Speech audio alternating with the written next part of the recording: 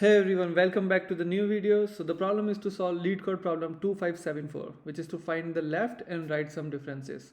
So I've solved this problem. I'm going to be solving this problem in the most easiest way, not the most efficient way, but in the most easiest way using JavaScript.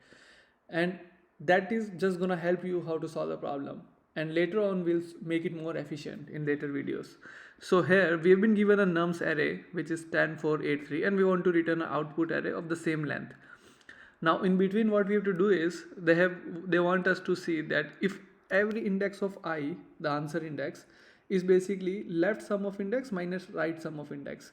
It means we have to make a left sum of array and we have to make a right sum array. So two arrays we need to make from this array. Okay.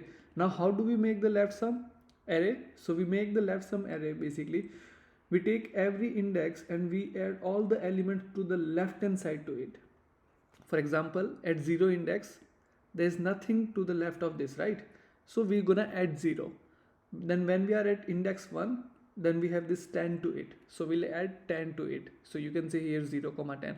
Then we are at third index, we want to add all the left hand element 10 and 4. So 10 plus 4, 14. So we add 14. Then at the 4, 0, 1, 2, 3. Then at the third index, we want to add all the element left to it, which is 10 plus 4, 14, 14 and 8, 22. So 22. That's how we made the left sum array. Same with the right array, what we'll do, we'll add the element to the right side of the index, not left hand side of the index. Okay. So here you can see here, and you don't take the index, you leave the index and go right hand side. For example, here, leave the 10 at 0 index and see what is 4 plus 8, 12 plus 3, 15. So we add 15 here. Next time when we are at this index, we add 8 plus 3, 12, 8 plus 3, 11. Next time when we are at second index, we add right hand side element, which is 3. And then when we are here, there is nothing to the right, so we add 0. That's it. So after that we get two arrays, a left sum, this one, and a right sum, this one. Now what we need to do, we need to subtract every index of left sum from the right sum. So 0 minus 15 will be minus 15, 10 minus 11 will be minus 1, right? And then 14 minus 3 will be 11, and then 22 minus 0 will be 22. Then we need to take mode of it so that we have always a positive integer. You see we have taken mode here. So that's the whole problem. Now to solve it programmatically, what I have done here, I have written all these things here for you guys so that we can write all these things in each and every step here. So I have written a comment. For example, that is my way to solve a problem always. I write down what we have been given. So we have been given a nums array. What I want to make two arrays from it, which is first left array, second is right array, and every index of left array basically that will be sum of all the elements from 0 index to that I index, not including I. So that's how I get this. Second right array, the right array basically, which is the second array we want to make. So its each I element will be made from sum of all its index from I to n minus 1, right? So it will cover all the right hand side element, and at the last element we push 0 here. So that's how we get second right. Then we declare an answer array, we make it empty array. Then every index of answer array will be left index minus right index, and obviously we take mode of it to get a positive integer. After that we just want to return our answer array. So that's how I solve this problem. So you just write this and everything is clear in your mind. After that what I'll do, I'll start with the whole thing. So I'll declare my array. So I'll say okay, left. So just to make it easy, I'll just left array, and then I'll say let right array. So here I have declared both the arrays. Once I make these two arrays, my solution is done. Then I just need to subtract it, right? After this I want to use a for loop. So I'll say for let I equals 0, I should be less than nums dot length and I plus plus, because I want to loop through 4 times, right? And I want I want the same length of my output as this length. So I'm gonna loop it through it. I should be less than nums dot length, and that's it. Now what I want to do, every time I want to add a sum, right? I want to sum here how I'm getting this 10, how I'm getting this 14. So I'm adding numbers. So for that I need to declare, I need to make a variable which stores my sum of all the left hand side, and one variable which stores sum of all the right hand side. So I'll say okay, left L sum, right? So I'll say L sum equals to 0. In the beginning it's 0, and I'll say let R sum equals to 0. In the beginning it's 0. Okay, now I wanna use a for loop. This time I'll say for let j, right? So I wanna, why I'm using this, because this time I want to only push this index, right? For example 0, then I want to push 10, so it means I have to loop through all the elements second time, right? So that's why I'm going to use one more for loop to make my left array. So I'll say for let j equals to 0, j should be less than I. Now why I have done this and j plus plus, I'll explain you in a bit. Okay, so here what I did j equals 0, because obviously to make the left hand side array I always want to start from the 0 index, and I don't want to go over my I index, because I always want to take the left hand side. So I'll make sure it's always less than I. So when I is 0, it will go till 0. I is 1, it will only go till second element, so on. Still, if you don't understand, please ask me in the Q&A and or in the comment section, and I'll be happy to help you. So once I've done this, what I'll do, I'll take my left sum. I'll say left sum equals to left sum plus, I will take nums at j. So nums at j will hold my that variable which I want to push, that index element which I want to push. In this case there's nothing, because I'm already at 0 index. Okay, so what I want to do, this is what I've done, and the first index it will push the first 0 index. On the second, when I is 2, it will push j 0, 1, so on.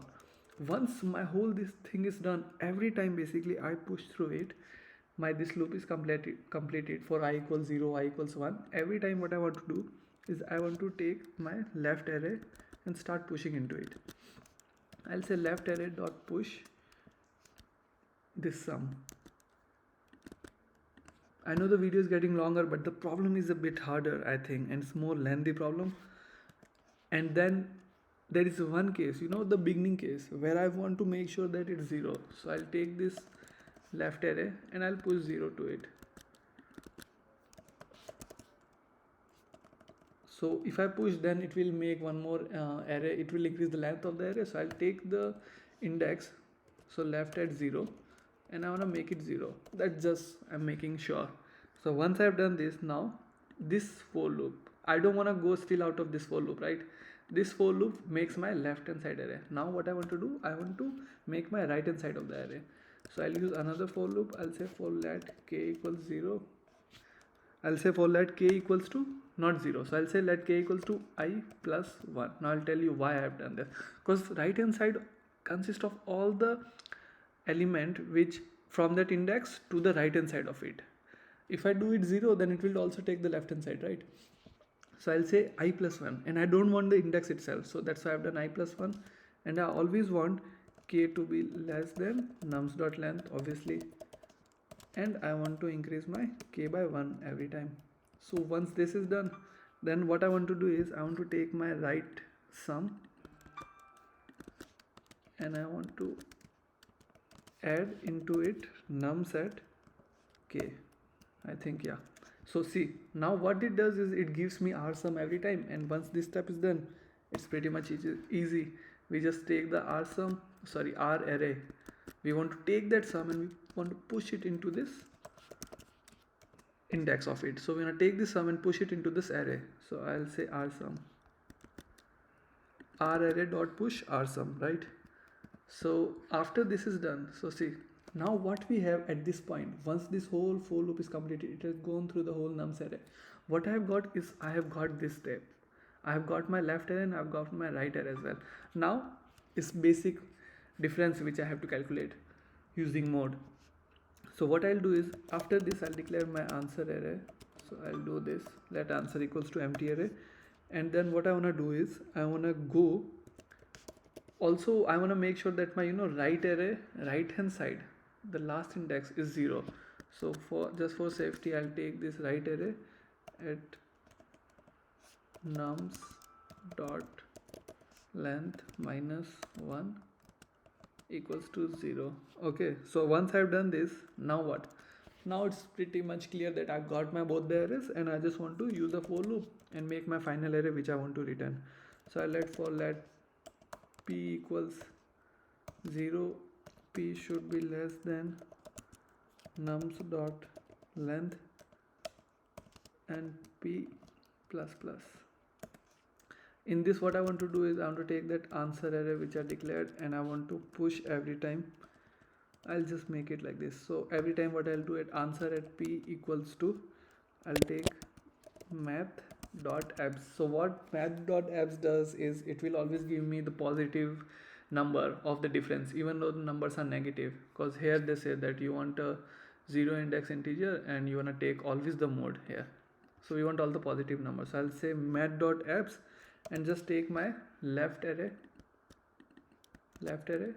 take my left array and take the p index of it and subtract from the right array here from the p index of it.